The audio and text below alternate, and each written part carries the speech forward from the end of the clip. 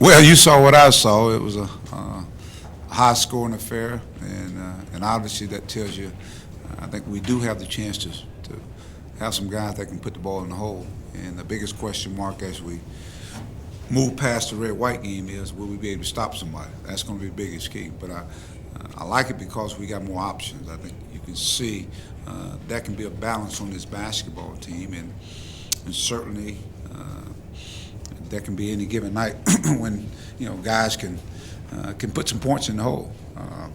So that to me was an opportunity for people to see Bobby Portis in a public scrimmage, see the improvement of a guy like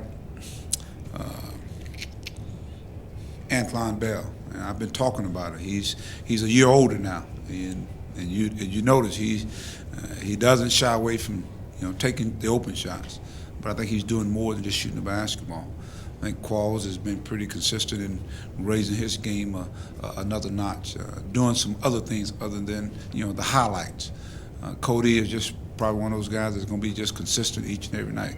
End up with a double-double. In the first half, you hardly notice him out there, and that's the mark of a veteran player. But this can be an exciting team, and I think it will be an exciting team.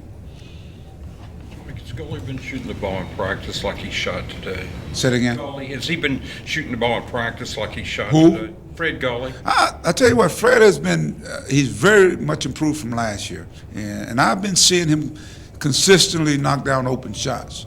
And to be an effective player in the SEC or at college basketball, I think you got to be able to knock down open shots. And he did that tonight. So that's a testament to him really working and trying to become a better basketball player. He's a fifth-year senior.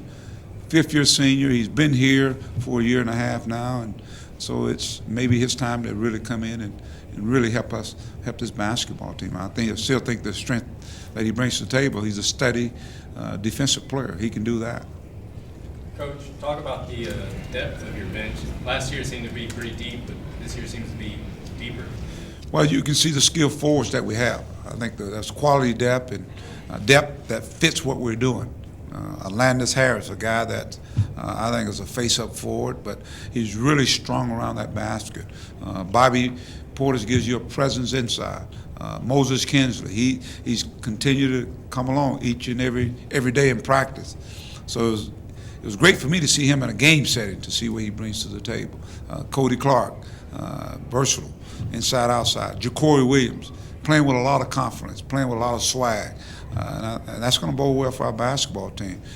But what I was glad to see was, some of our guard play. Kai Madden, I thought he was a guy that kind of tried to take the red team on his shoulder, whether he be distributing the basketball or trying to score, get to the free throw line. So you got a bunch of guys that can bring different things to the table. So therefore, when we play, we should have an all-out effort whenever we play teams. And so now it's just a matter of putting it all together. And that's going to be our job, is to put it all together and make sure they understand that we're going to hang our hats on our defense. Offensively, I think we got some guys you got to pay attention to. It's not just going to be one guy that you got to hone in on. And as you saw, Bobby Portis is a very unselfish basketball player. But we got other guys that can do some other things. Did you see anything that kind of glared to you that, okay, we got to work on that, maybe the amount of fouls or anything defensively that you saw from your guys? I just think defensively, I think we got to ranch it up another notch to where we cause disruption and still be assertive, be aggressive without fouling. We've got to be able to protect the rim when guys come in there. We had a couple of rim protectors in there, but we got to have more of that, where we're channeling with our pressure out on the floor, channeling guys in there. So I think just getting the rhythm defensively, and that defensively, I think offensively, we're doing some good things and pushing the ball and hitting the open guy. I thought you saw guys hitting the open guy, and we made some shots. But how about when you don't make those shots? What's going to take place? Can we be a team that can get to the glass? We can. The versatility allows us to get as small as we want to or as big as we want to. We had a couple times where we had the young guys out there together. I call them the Twin Towers. And they've got to learn. They played together before, but not necessarily on this stage. Can they function together out there? Just out of curiosity, why did Keith Miles switch teams?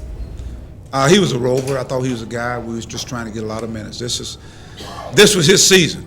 This game here was his season, and then I think he got banged up there in the second half. But again, he has some potential, and so he'll be sitting out this year and helping us in practice. So we were trying to get him as much time as we could with both teams. Mike, last year this game was Landis' season.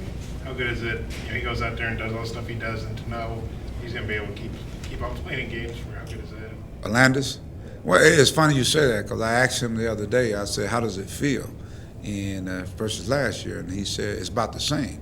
I said, "No, it's a difference than last year." And when he said, "What is that, Coach?" Well, last year that was your season. This year you're just getting ready to start your season. And so to see him come out and almost contribute a double-double, doing a lot of blue-collar work. Defensively, I think he's got to get a whole lot better for our basketball team. But he has a knack for getting to the free throw line. And he just got to learn how to make free throws, continue to make free throws. He made 7 out of 9 tonight, 9 rebounds. That's pretty good numbers there. So it's a big difference, and he will help our basketball team. Anyone maybe shine more than someone else that you thought during this game? Well, I thought Fred, obviously he shot the ball well. He did some good things.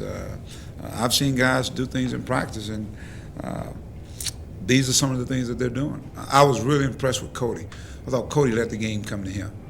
He didn't try to go out and get the game. I thought Mike Qualls was pretty active. He was everywhere, whether it be blocking shots, rebounding, running the fast break, knocking shots down. Kind of played within himself, and so that to me that's a sign of them understanding. Up-tempo basketball. It's not run and gun. It's run and execute.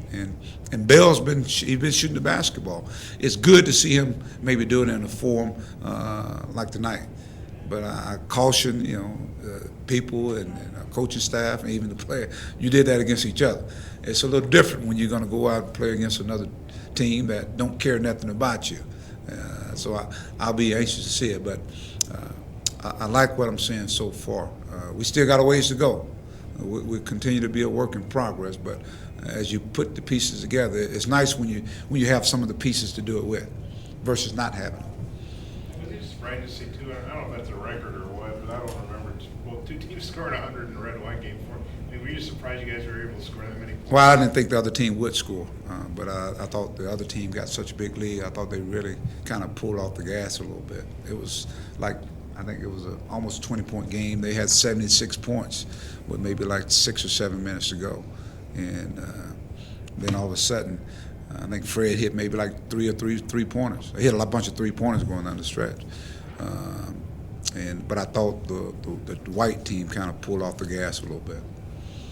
But it's a lot of points, though. It's a lot of points, and we're not going to be a team that's going to give up that many points, And to play that many guys and up and down the floor, the turnovers always going to be a concern. But one team had 11 turnovers. That's not bad.